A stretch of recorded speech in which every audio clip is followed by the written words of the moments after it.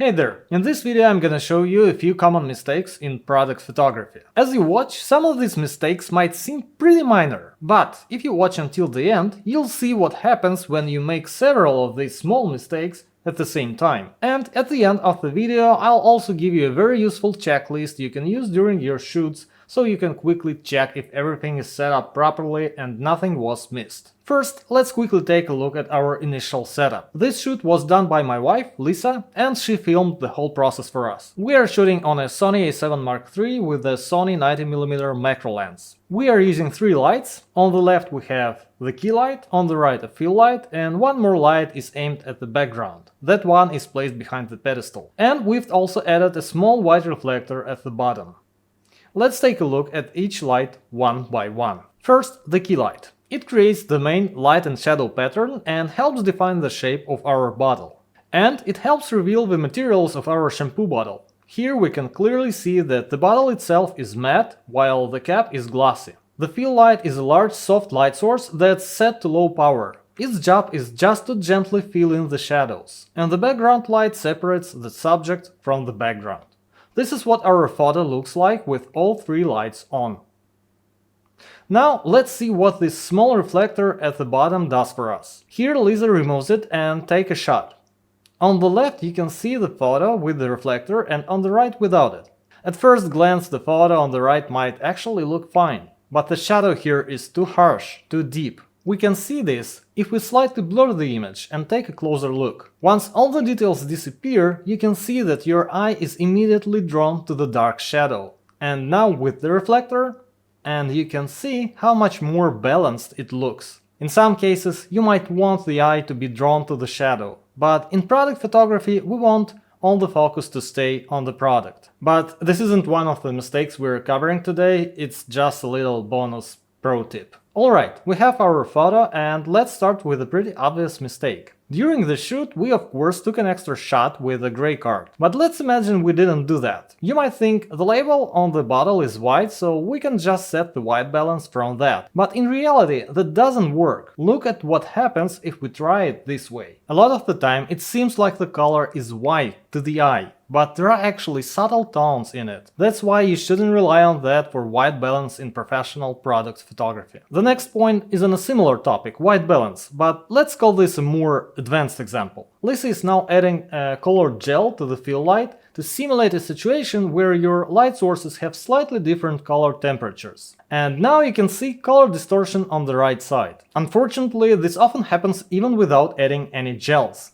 It can happen if you're using equipment from different brands, or maybe one diffuser is new while the other has been sitting around for years and has yellowed a bit. That causes the white balance to be off. Sometimes you just have to deal with it and fix it in post, but if you can, it's better to buy all your gear at the same time and from the same brand. Here's another mistake to avoid. If your key and fill are identical, you'll run into 2 issues. First, you'll flatten the subject, losing all its dimension. Second, you'll get double shadows. Since the light is pretty soft here, the double shadows isn't super obvious, but it's still there. Here's one shadow and here's the other. Naturally, we're used to seeing just one light source, the sun, so a single shadow always looks much more natural to us. Now let's look at both shots side by side. Notice again how much more dimension the photo on the left has. Another mistake we could make here is not having the platform perfectly parallel to the camera. We could also have the shampoo bottle slightly tilted to the side. Even a tiny shift from the horizon line immediately makes the shot look unprofessional. That's why we are super careful about this. We always use guides while shooting to make sure the horizon is level and the vertical lines are perfectly vertical.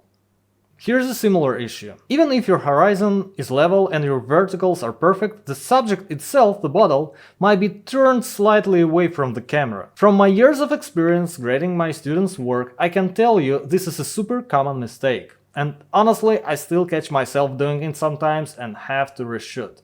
It's crucial that the product is facing the camera perfectly centered. It's crucial that the product is facing the camera perfectly. Even a tiny twist can be a real eyesore. The next mistake is choosing the wrong aperture. At f13 everything is sharp, but if we stop down to say f5.6, you can clearly see the top of the bottle, especially the cap, is out of focus. And the text on the left side is totally blurred. We don't need that artistic blur here, let's save that for other genres of photography. In product shots, we need the whole thing to be crisp. The next thing we could mess up is incorrectly showing the object's materials. Right now Lizzie is raising the key light until the highlight disappears from the glossy cap. And even though I personally like the aesthetics of this shot, it's technically incorrect. We fail to accurately show the materials here, and as a photographer, that's one of our primary goals. The next issue is perspective distortion. We swapped the lens to a 50mm focal length and took the shot without moving the camera. I want to remind you that a 50mm lens itself doesn't cause perspective distortion in the center of the frame. If we crop this shot and compare it to one taken at 90mm from the same distance, the bottle's proportions stay exactly the same.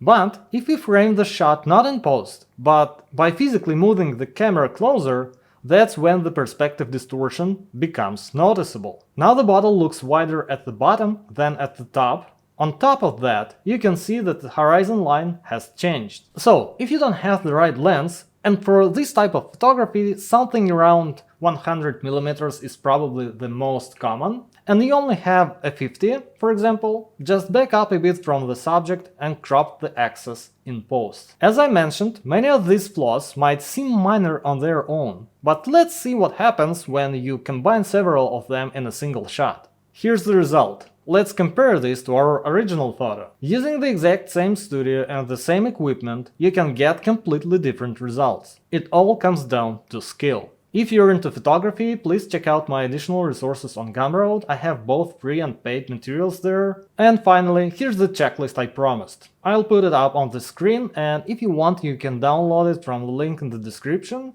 You can save it to your phone and use it during the shoots to make sure everything is spot on. Don't forget to hit the like button, subscribe to the channel, and I'll see you next time. Bye!